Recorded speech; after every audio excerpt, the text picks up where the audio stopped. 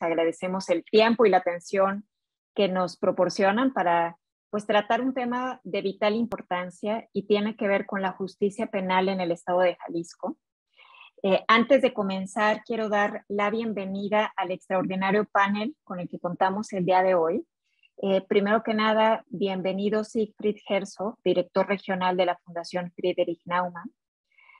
También bienvenida Ana Carolina Chiniak, codirectora de CEPAD en Jalisco. Bienvenida Alejandra Nuño, directora del Centro Universitario de Derechos Humanos en el ITESO. Muchas gracias por estar aquí con nosotros.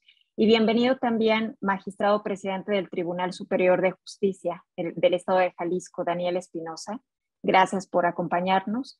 Nos acompaña también Enrique Buchot, investigador senior del Programa de Justicia en México Evalúa, quien estará haciendo una breve presentación de los hallazgos de Jalisco y posteriormente nos apoyará moderando esta charla. Pues antes de comenzar, solo quisiera compartirles que estamos muy contentas en México Evalúa de hacer esta primera presentación para el estado de Jalisco. Como ustedes saben, llevamos ya casi 9 años realizando una evaluación nacional de la justicia penal. Nosotros estamos plenamente convencidas que las grandes transformaciones requieren de pues, esfuerzos de largo aliento, requieren de diálogo abierto, requieren de información para la toma de decisiones. Y en ese sentido, pues este es el primer ejercicio que presentamos de cómo estamos viendo la justicia penal en el estado de Jalisco. Es el 6º reporte que estamos presentando ya. El día de ayer presentamos los resultados para la Ciudad de México y el día de mañana lo estaremos haciendo para el estado de Nayarit. Pues sin más preámbulo, quisiera agradecer primero a la Agencia para el Desarrollo de los Estados Unidos, por sus siglas en inglés USAID. Agradecemos también el apoyo que nos han facilitado pues para desarrollar estos ejercicios de diálogo y para desarrollar la evaluación. Y por supuesto también agradecemos a la Fundación Naumann, quien siempre nos ha apoyado y quienes también están convencidos que mejorar la justicia penal es significativamente, ¿no? Una de las mayores apuestas que tenemos que hacer para contar con un Estado de Derecho. Muchas gracias por su apoyo. Siegfried, si gustas compartirnos unas palabras.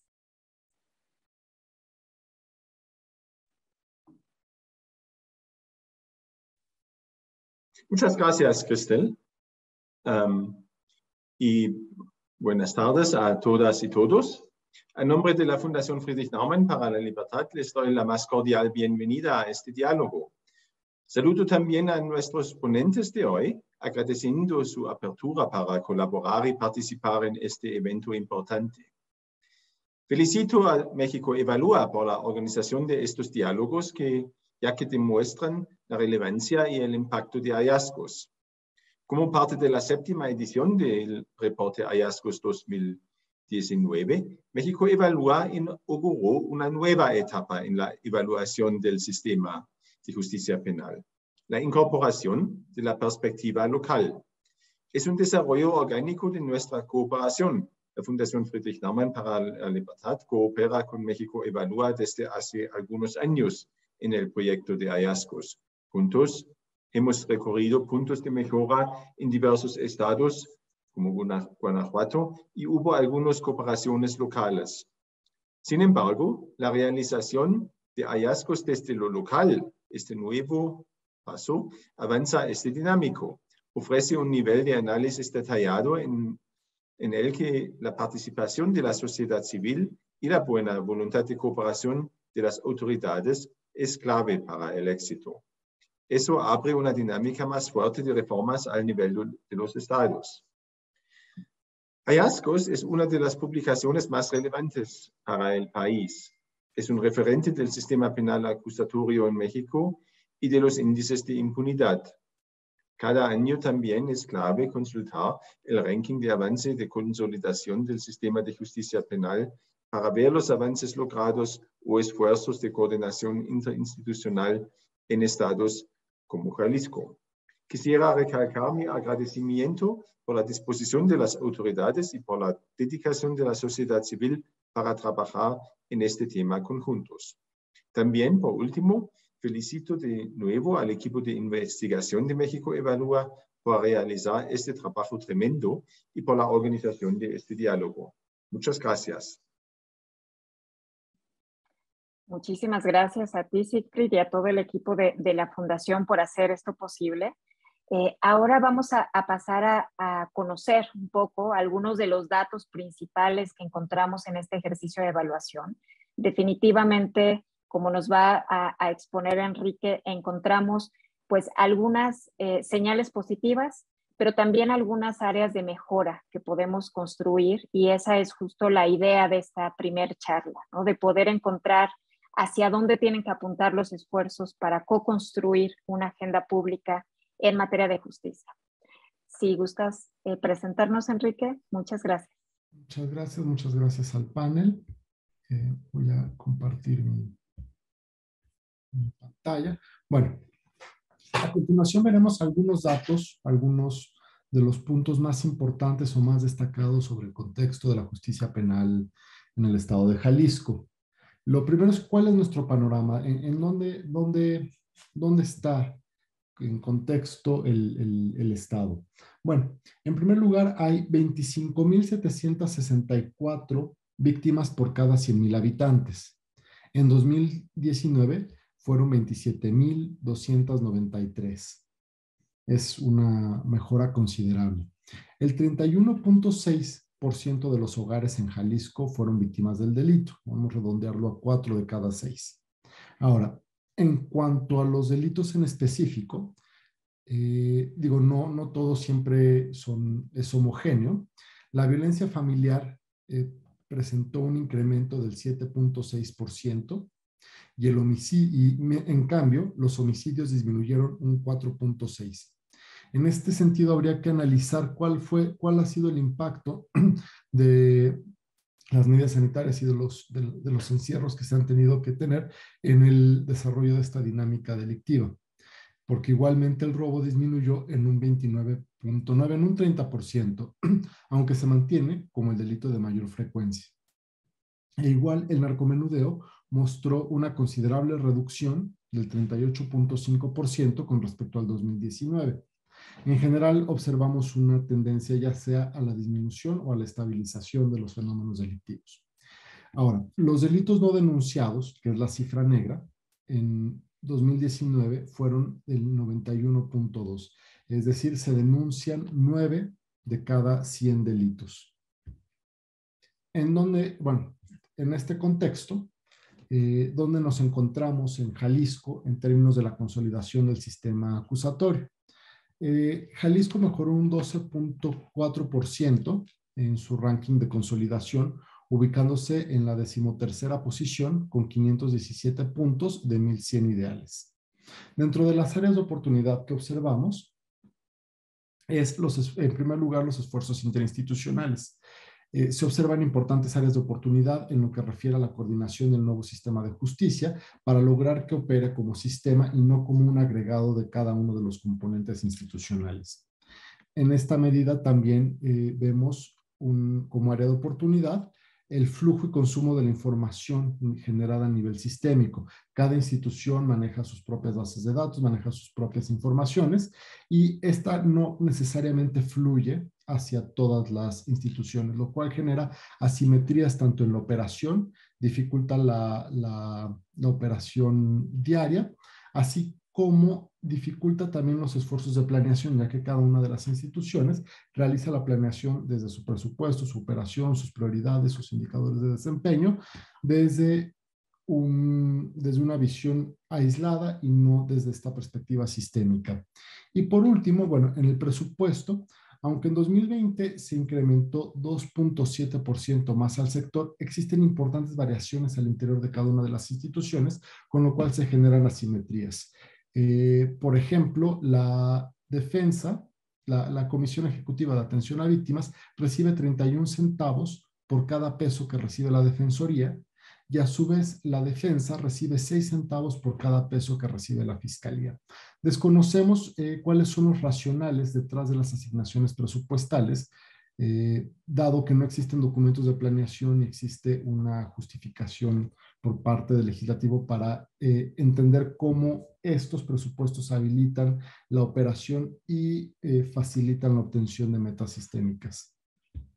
Bueno, con estas condiciones de operación y estas bases de la política pública, podemos entender cuál está siendo la capacidad instalada y cuáles son las cargas de trabajo. En general observamos que el promedio de personal por cada 100,000 habitantes en Jalisco se encuentra por debajo de la media nacional. Vemos, salvo con la excepción de la Policía Ministerial, donde Jalisco tiene 16.1 agentes de Policía Ministerial por cada 100,000 habitantes y el promedio nacional es de 14.8, observamos que esta tendencia a partir de aquí se invierte y se tienen 7.5 agentes del Ministerio Público, 11 a nivel nacional, 0.3 peritos, 9.7 a nivel nacional, 1.5 asesores de víctimas por cada 100,000 habitantes, 1.3 a nivel nacional, 0.9 defensores públicos, 6.5 a nivel nacional y 3.5 jueces, 4.5 a nivel nacional. Aquí es donde la brecha es mucho más reducida. Esto representa, puesto en otros términos, que cada fiscal o ministerio público está desarrollando 221 investigaciones y hay 67 personas, cada defensor representa a 67 personas. Bueno, con esta capacidad instalada, ¿qué resultados están teniendo? En Jalisco se denunciaron, bueno, se realizaron 156,223 denuncias, de las cuales el 5% fueron con detenido y el 94.5% fueron sin detenido. De estas se derivaron como procesos abiertos de investigación 400,000 carpetas de investigación. De estas 400,000 carpetas, que es el universo de lo que se investiga y de lo que entra efectivamente al sistema, tenemos que el 11% fue solucionado a través de mecanismos alternativos de solución de conflictos en sede ministerial. Y el 30% se determinó con otro tipo de salidas, archivo temporal, abstenciones de investigar, incompetencias, criterios de oportunidad, acumulación y otras conclusiones, siendo el más abultado el archivo temporal, que si bien no es cierre, se puede considerar como una pausa en la carpeta, ya que no está consumiendo recursos.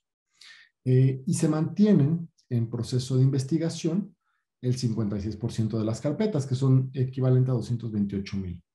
De estas 228,000, 3,700 han sido vinculadas a proceso, de las cuales el 0.21%,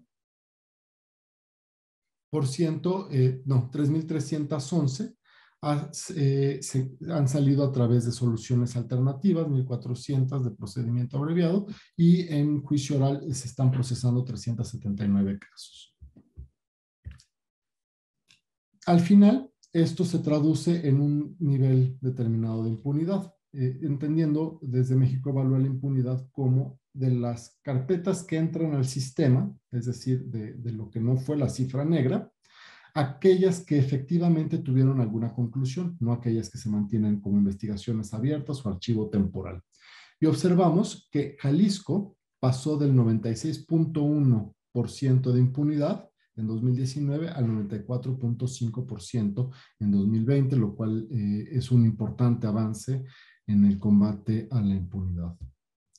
Bueno, este es el contexto en el que ahorita nos desarrollamos en Jalisco y esa es ahorita la materia en la que está operando el sistema. Como se ve, hay importantes buenas noticias, igual hay importantes áreas de oportunidad, no todo siempre es como nos gustaría, absoluto bueno, absoluto malo, sino que cada estado tiene diferentes matices. Y para eso, bueno, abro el panel a nuestros invitados para que desde su perspectiva, si nos pudieran platicar cuáles son las áreas de atención prioritaria hoy, en este momento, con estos retos y con estas fortalezas, ¿qué es lo que hacia dónde deben enfocarse los esfuerzos institucionales para mejorar el sistema de justicia? La participación se dará en 2 rondas, 2 bloques de 5 minutos. Empezaremos por el magistrado Daniel Espinosa, posteriormente Ana Carolina Shiniak y para concluir con Alejandra Noño. Muchas gracias. Le cedo la palabra al magistrado Daniel. ¿Qué tal? Muchas gracias. Pues un gusto poder participar esta tarde con ustedes, recibir esta experiencia, esta investigación que hacen del 2020 respecto del Poder Judicial y bueno, recibiendo con beneplácito la buena noticia que un paso lento pero firme sobre el reducir el tema de la impunidad. Yo asumo la presidencia a partir del 2021. Bueno, encuentro varios retos que enfrentar sobre precisamente el número de detenciones ilegales, autos de no vinculación a proceso que se comienza a presentar y el número de sentencias absolutorias. Y empiezo a analizar entonces cuáles fueron los principales motivos, las principales causas, las que nos llevan a la detención ilegal. Y uno de los aspectos que yo me encuentro es los errores en al momento de llenar el IPH, los registros, los policías. Un impasse entre que el Ministerio Público no da la debida mando y conducción al policía y que cuando el policía llega ante el Ministerio Público hay que llenar o rellenar de nuevo registros, lo que genera cambios de detalles que muchos de los abogados hacen valer como un efecto corruptor, es decir, que falsearon o que mintieron en el momento de la detención, circunstancias de la detención, muchos errores como que no está el registro de lectura de derechos, como que no está el registro de motivos de detención, lo que los jueces han calificado como una violación a derechos fundamentales y que trae como consecuencia pues que se decrete la detención ilegal. El tema, los que pasan a la vinculación a proceso por haberse calificado de legal, pues en muchas de las carpetas hay una deficiente integración de datos suficientes para establecer una vinculación a proceso. Esto porque el Ministerio Público casi tiene una nula investigación y al no haber dado el mando y conducción correcto al policía, pues no tenemos los datos suficientes de manera tal que se decretan, pues en muchos de los casos, autos de no vinculación a proceso, también generados por muchas causales de nulidades, porque los policías no firman los registros, lo que motiva que los abogados hagan valer nulidad por falta de determinadas formalidades. Y esto pues ha generado pues bastantes autos de no vinculación a proceso. ¿Y qué decir al juicio? Cuando llegamos a juicio, lamentablemente, el Ministerio Público no cuidó al testigo o no cuidó a la víctima. Llegamos al día del juicio, al testigo ya no lo encontraron, ya no lo pudieron localizar, la víctima ya cambió de domicilio y no tenemos víctima o no tenemos testigo, que muchas de las ocasiones es un testigo singular o la víctima, y el día del juicio no fueron a declarar y por no comparecer, pues no tenemos una declaración que señale al acusado y algunas de las sentencias han resultado absolutorias. Con motivo de esto, de este hallazgo que esa investigación que yo realicé, pues consideré que había necesidad de generar diálogo, coordinación interinstitucional entre policías, ministerios públicos, pero también jueces. Es decir, no buscar la manera de condenar a más gente, sino de conseguir que no hubiera tantos errores, tantas fallas, tantas violaciones a derechos fundamentales o causales que generaran nulidades para poder decretar detenciones ilegales, no vinculaciones a proceso o, en su caso, sentencias absolutorias. Pero el caso más recurrente que me llama la atención es que la Fiscalía, una vez que decretaron la vinculación a proceso, se olvida del proceso, se olvida y deja que este camine, pero no atendieron a la víctima o no atendieron al testigo. Muchos de los testigos tenemos zonas donde la delincuencia organizada tiene una presencia muy importante, como Lagos de Moreno, como Gilotlán de los Dolores, como Colotlán. Y en estos casos es recurrente que el testigo no vaya a declarar al juicio y ya no se le localice por ninguna parte. Cuando se ha logrado, a través de la fuerza pública, lograr la búsqueda del testigo o de la víctima, llevarlo, estos se retractan de su declaración, cambian su primer versión y yo casi estoy seguro que es por temor a la delincuencia organizada porque no recibieron ningún tipo de atención o de protección por parte de las instituciones estatales. Yo considero que hay mucho que hacer en el tema de comunicación interinstitucional, pero también me he encontrado con un reto y esto me ha generado que una vez por mes tenga reunión con los jueces, que hay diversidad de criterios para jueces.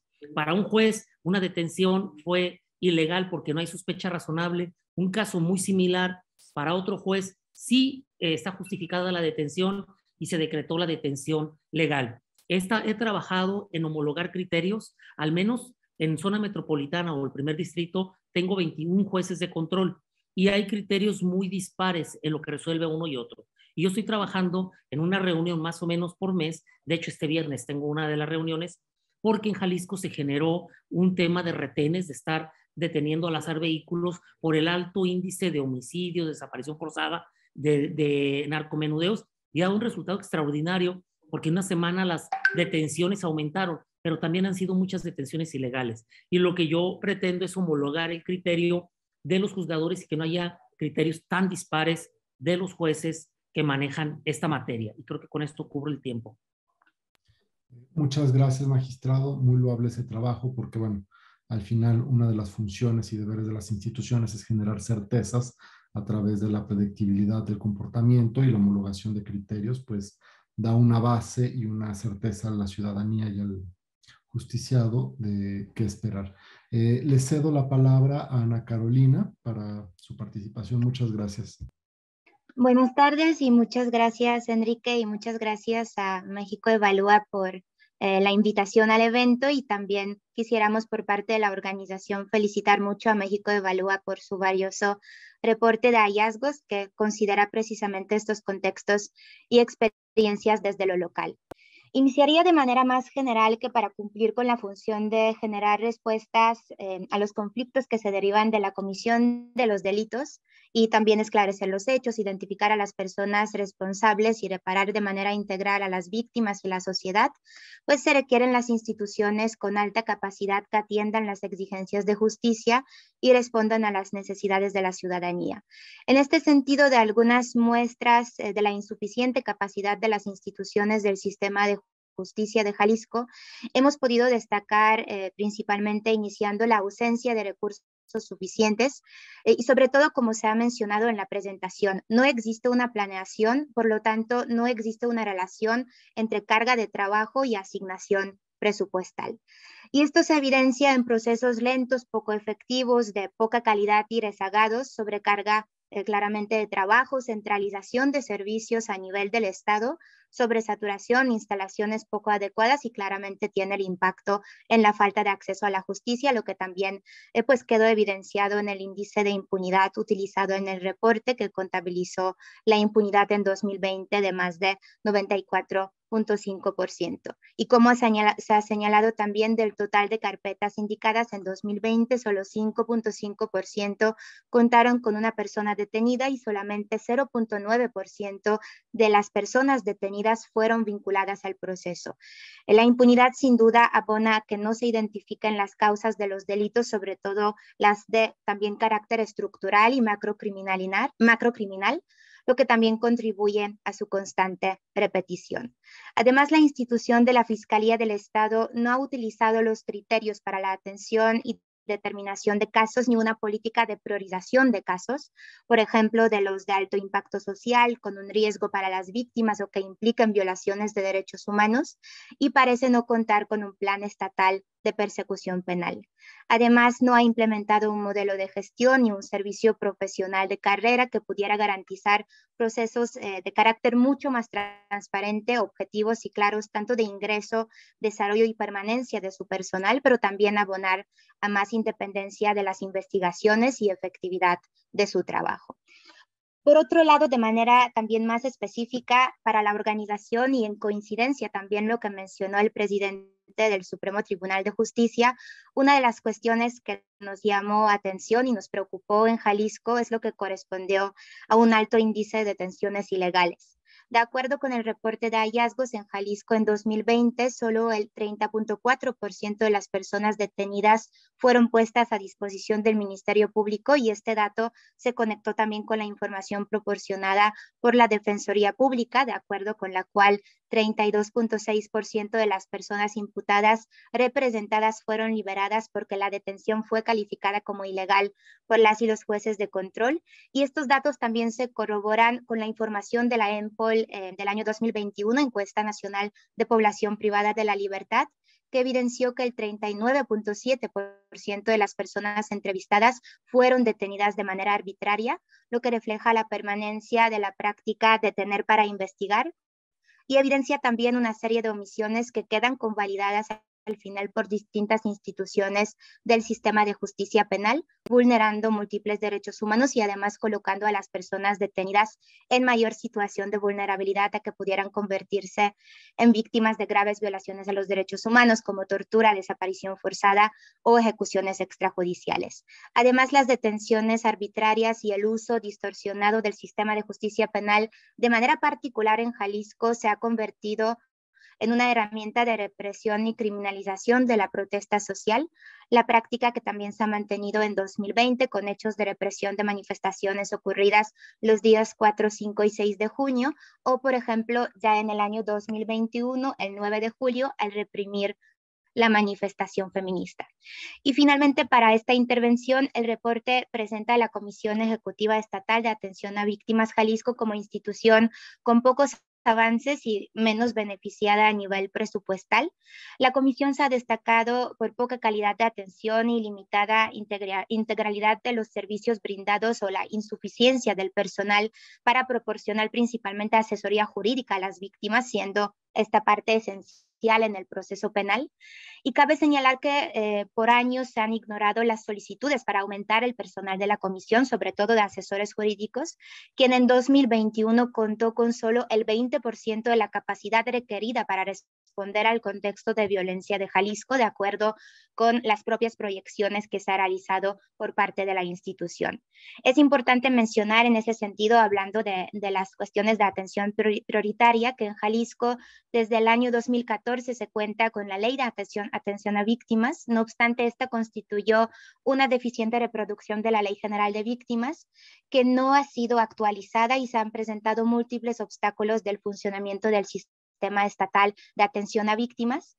Y uno de los primeros pasos para colocar el tema de atención a víctimas como un tema central, prioritario ante la magnitud de violencia, debería ser justo la revisión de la iniciativa de la Ley de Atención a Víctimas, que ha quedado rezagada desde octubre de 2019 en el Congreso del Estado, mediante un proceso participativo con consulta o parlamento abierto, donde las víctimas sean escuchadas y sus necesidades atendidas. Muchas gracias. Muchas gracias a ti, Ana. Pues abordas una pléyade de los temas que son prioritarios, y encontramos, bueno, pues un hilo conductor entre la falta de planeación, la falta de información suficiente con la asignación de recursos, y aquí empieza a entorpecerse la operación que pudiera ser una de las hipótesis de las necesidades. Muchísimas gracias. Le doy la palabra ahora a Alejandra Nuño. 5 minutos. Muchas gracias, Enrique, y también me sumo al agradecimiento por estar aquí y por el gran trabajo de México Evalúa en estos hallazgos sobre Jalisco, que son tan necesarios, y que hayan incluido al Estado, pues me parece que ha sido una importante labor y muy asertiva para la situación en la que se encuentra el Estado. Yo, digamos, coincidiendo con el magistrado Espinosa y con Ana, por supuesto, trataré de abordar otros temas o adicionar algunos más, ¿no? Yo pensaría que, digamos, que uno de las principales áreas de atención para el sistema de justicia penal en Jalisco es, como ustedes bien lo mencionaron en su reporte, es terminar de consolidar la reforma del sistema penal acusatorio, ¿no? Sabemos que la reforma constitucional fue del 2008, que en Jalisco, digamos, se inició todo un proceso a partir del 2013, pero si una empieza a ver lo que hace falta en relación, digamos, con los principios básicos que estableció para entonces la reforma constitucional, creo que hace falta varias cosas. Uno, como ya digamos, como ya se ha mencionado, uno tiene que ver con el rol de las víctimas en todo el proceso, ¿no? Será muy interesante ver, por ejemplo, cuando ya tengamos más juicios orales, la parte específica, la última parte digamos, de individualización de sanciones y de reparaciones, cómo realmente las víctimas, más allá, como ustedes bien lo dicen en el reporte de hallazgos, vamos más allá de las sanciones punitivas, de las prisiones preventivas oficiosas, y si eso realmente tiende, sin duda alguna, a brindar justicia a las víctimas, en juicios orales o en otros, por supuesto, métodos que establece el propio sistema. Creo que pensando, por ejemplo, en la consolidación, ustedes recordamos que hace muy poco tuvimos la elección del nuevo fiscal para Jalisco, y para nuestra sorpresa, aun cuando la Constitución, y ustedes bien lo mencionan en el informe, aun cuando la Constitución local, el artículo 54 establece que para Jalisco debería, digamos, tenemos una institución autónoma, y que tiene que haber un procedimiento mediante el cual el Ejecutivo del Estado presente una terna al Congreso del Estado y después, digamos, de una auscultación que puede durar más de un mes, hasta un mes, perdón, se va a elegir a este titular de una dependencia tan importante. Bueno, ¿qué ha pasado en Jalisco, por ejemplo? Ha pasado que había un transitorio en particular de esa reforma constitucional que impidió que se pudiera hacer este nombramiento conforme otra vez al espíritu de la autonomía de la Fiscalía del Estado para poder, digamos, avanzar en las investigaciones y tener una imparcialidad y una independencia en el trabajo que realiza, ¿no? ¿Qué implica eso en los hechos? Bueno, que en los hechos hay una clara, cercanía o por lo menos rendición de cuentas ante el Ejecutivo del Estado, que dependemos de algunos, que los planes de persecución penal, como ya lo mencionó Ana, no necesariamente están garantizados, que el presupuesto no está, que las prioridades en la Fiscalía no necesariamente son las ideales. Entonces, ese me parece que es un gran reto. Por supuesto, la consolidación de la legislación en materia de víctimas, etcétera. Entonces, pienso yo que a la luz de lo más central, que es consolidar la reforma constitucional, todavía tenemos importantes retos en materia de consolidación, como ustedes lo mencionan, en el estado de Jalisco. Eso por una parte. Por otra parte, sin duda alguna, me parece que ustedes también lo mencionan, y es cómo avanzar en garantizar la confianza en las instituciones que están, digamos, de alguna manera involucradas en la implementación del sistema de justicia penal. El informe habla, por supuesto, de la cifra negra, el 11% en promedio, del índice de impunidad, un 90%, y cómo, por ejemplo, en Jalisco, aparte de los jueces, los policías municipales son de las principales instituciones que tienen mayores retos. Yo terminaría con dos temas más. Ya se mencionó la profesionalización de funcionarios y de funcionarias, y por otra parte, los sistemas de rendición de cuentas y de participación social. Hay un importante reto en la participación del sistema, digamos, de anticorrupción en el estado de Jalisco, de algunos consejos, por ejemplo, del sistema de víctimas o del sistema hoy en día de búsqueda para Jalisco, o del propio Consejo Técnico del Ministerio Público, que ayudarían y abonarían para tener una visión mucho más, digamos, clara, amplia sobre lo que implican los retos en materia de implementación del sistema de justicia penal. Y ahí lo dejaría, ya en la otra intervención hablaré un poco de las prioridades. Muchas gracias. Muchas gracias, Ana. Pues creo que abriste una caja enorme, que es la de, aunque fue el último y lo más breve, es enorme el tema de rendición de cuentas y participación ciudadana. Bueno, quisiera dar pie a esta segunda ronda. tocando ciertos aspectos que parecen ser los centrales en la participación de cada uno de ustedes. En lo que respecta al magistrado, bueno, se hablaron de dos cosas. El primero es la sobrecarga del trabajo que tienen las fiscalías, el poco personal que tiene, cómo esto va dando resultados decrecientes, hay un uso muy limitado de los recursos y a su vez hay un intento de dar certeza a través de la homologación o de la creación de criterios. Pero hay un reto aún más importante que es entendernos como sistema. El tribunal hace lo que puede, la fiscalía hace lo que puede y esto es parte de lo que usted menciona. Desde su participación como presidente de un tribunal y en su momento como magistrado y como operador, ¿cuáles están siendo los retos para esta operación como sistema, para el diálogo interinstitucional? Todos decimos muy fácilmente, hay que consolidar el sistema, hay que promover el diálogo interinstitucional, hay que generar criterios homologados entre todos los actores, pero en la operación, ¿cuáles están siendo los retos para lograr esto? Muy bien. Tengo nada más los tiempos para... Gracias. Mira, yo desde que asumo la presidencia, uno de los retos principales, como ya los planteó Ana Carolina, pues es precisamente los pocos recursos que el Poder Judicial tiene para generar políticas en la que podamos eficientar el tema de la impartición de justicia.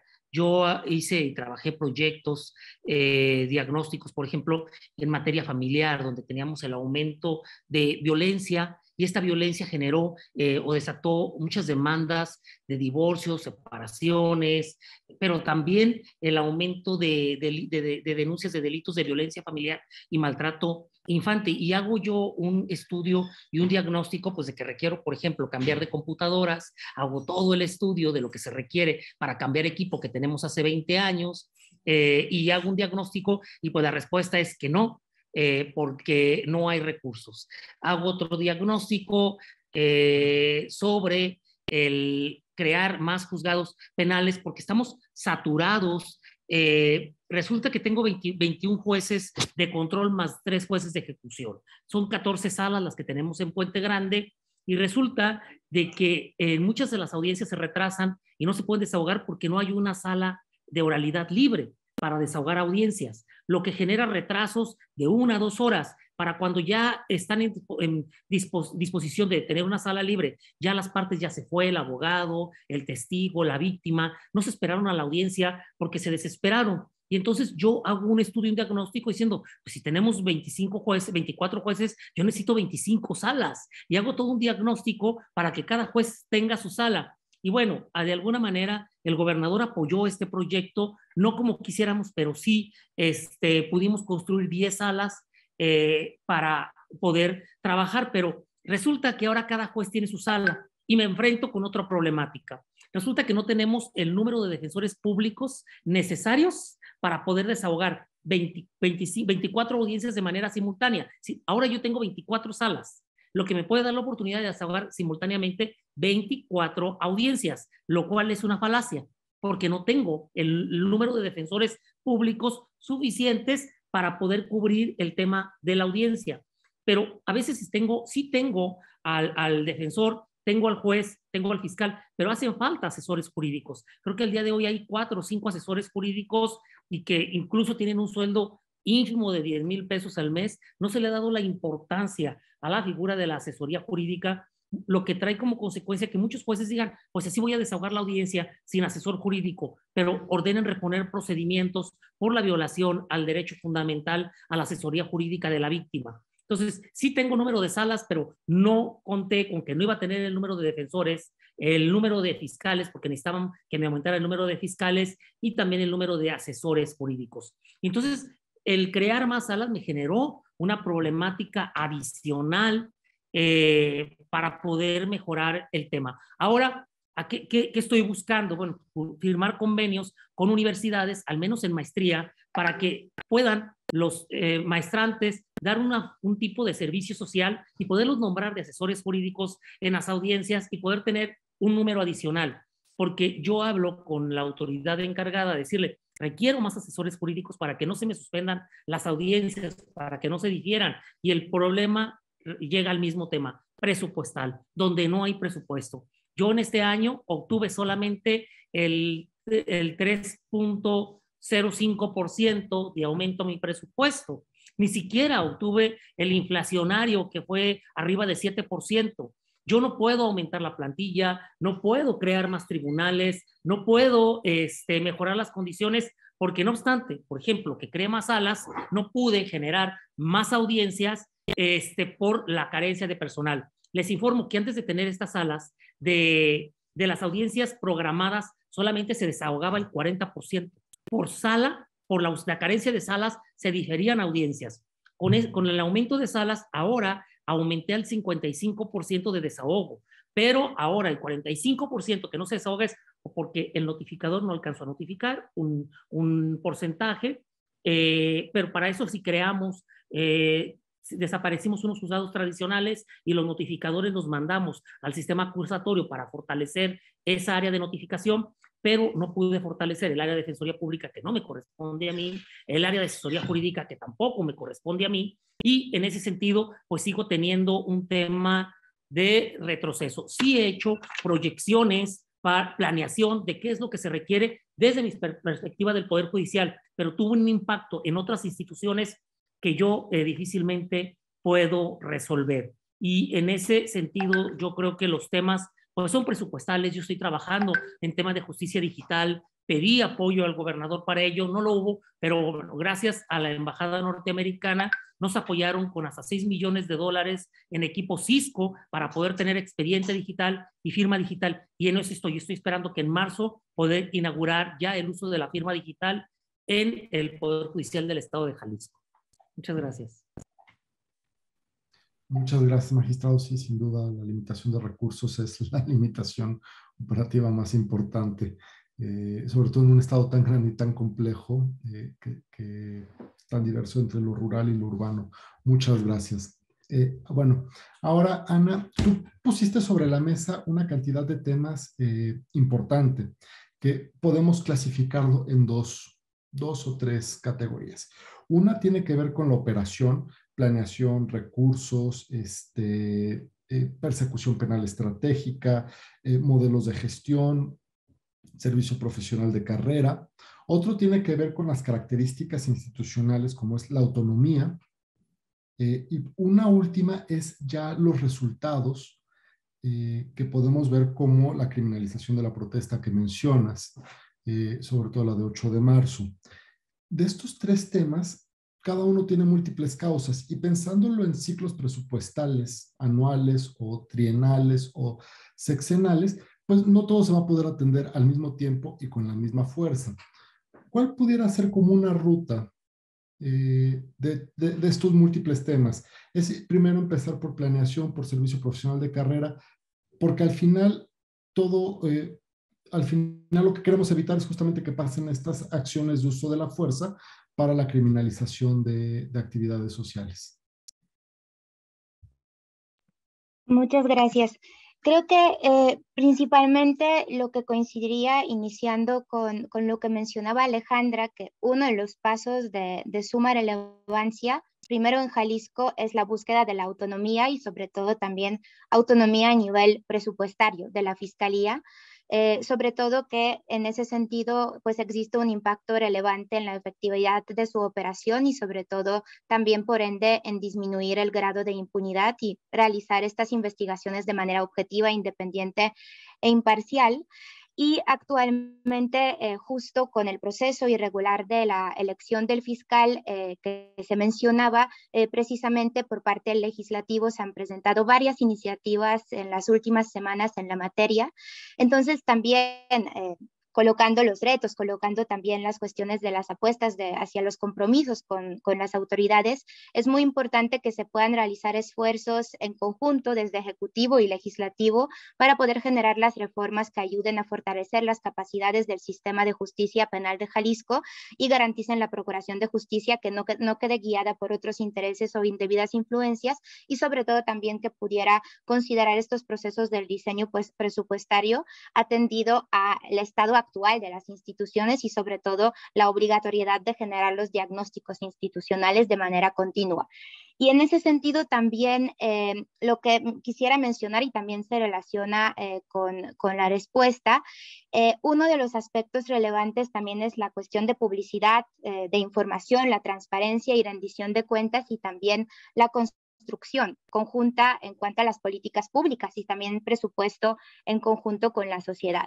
De acuerdo con el reporte, justo el tema de la transparencia, publicidad y rendición de cuentas constituye uno de los ámbitos transversales que condiciona el sistema de justicia y propicia o dificulta su operación y efectividad, y que sin duda se requiere pues más compromiso en ese ámbito por parte de las autoridades. El reporte revela que existen dificultades para que las instituciones cumplan con los mínimos para garantizar la transparencia, y si bien algunas cuentan, por ejemplo, con una página web actualizada, no existe un esfuerzo para que se comparta la información de manera efectiva y accesible, y esto pues claramente dificulta también los procesos de evaluación del desempeño de las instituciones y los procesos, como mencionaba, de rendición de cuentas, y claramente refuerza esta lejanía de las instituciones con la sociedad y la desconfianza que constituye pues un reto enorme para entender. Y aquí principalmente me refiero también a la Fiscalía del Estado. Desde nuestra experiencia, esta institución se ha caracterizado por mucho cierre, mucha opacidad y falta de fiabilidad en cuanto a las cifras o la información de desempeño que proporciona respecto a los asuntos que tiene a su cargo y las responsabilidades que ejerce.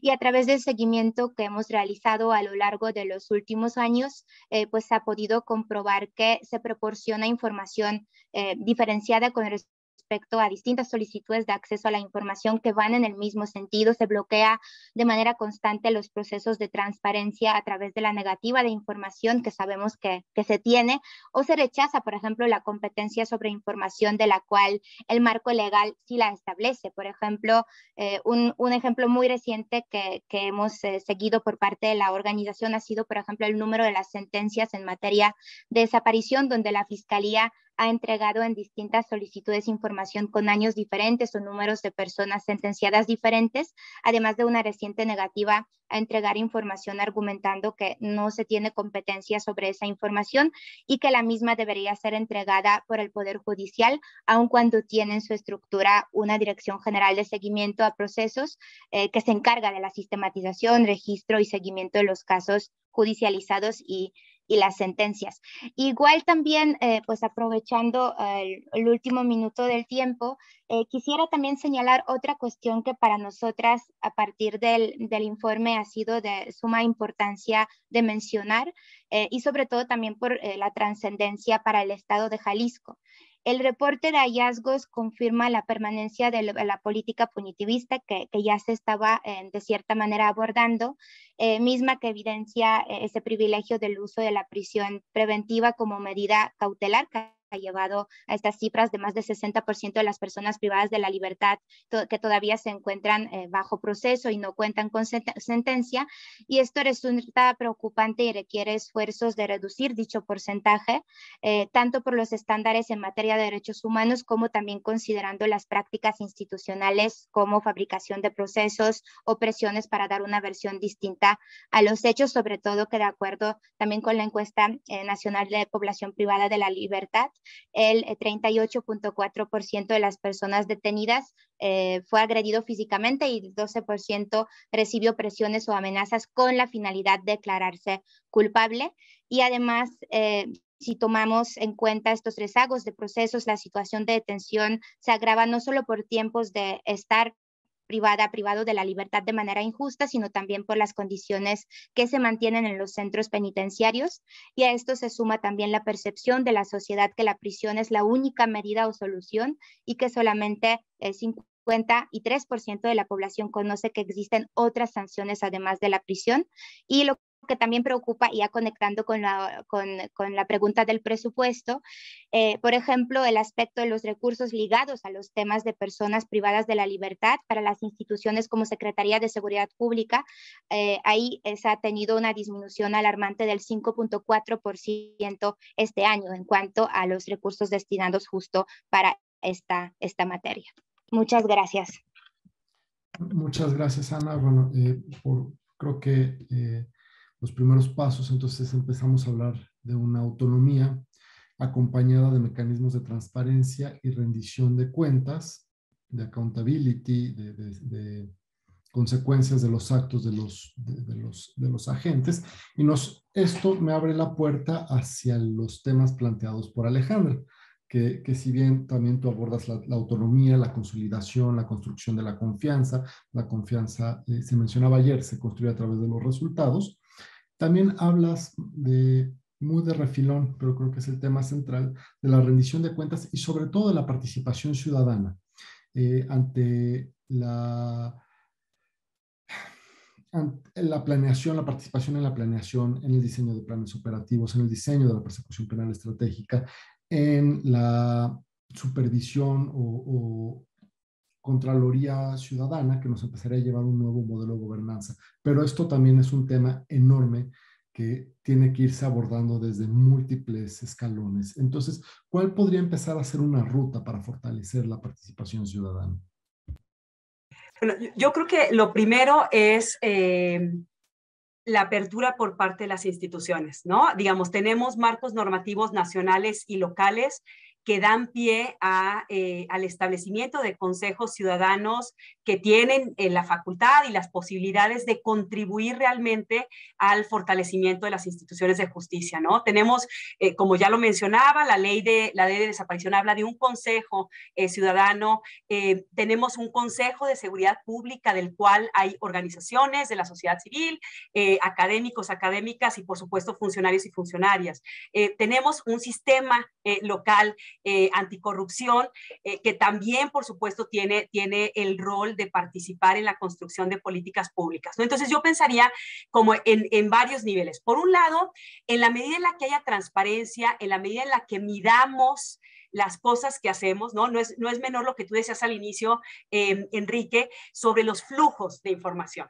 Porque al final de cuentas, no solamente el flujo de información da pie para que haya una coordinación adecuada en instituciones, pero también da pie para poder identificar los retos más importantes que hay por parte de las instituciones. Y desde la ciudadanía, desde las organizaciones de la sociedad civil, desde el otro lado, pues nunca es lo mismo estar como los funcionarios, las funcionarias, como el magistrado Espinosa, que sabe al día, ¿no? Cuáles son los retos, en dónde están los problemas. En la medida en la que hay mayor información pública para la ciudadanía, en esa medida se puede contribuir más y evidentemente se planea de la mejor manera. Eso por una parte, ¿no? Por otra parte, creo yo que, digamos, que la planeación tiene que ver, como ya se mencionó, con la suficiencia presupuestal, ¿no? Y yo lo vinculo, y ahí también mucho, la oportunidad de la sociedad civil organizada y de la ciudadanía de participar en la parte, digamos, de las priorizaciones, no solamente en la parte de investigación y de sanción penal, pero vámonos un poquito antes, en la prevención.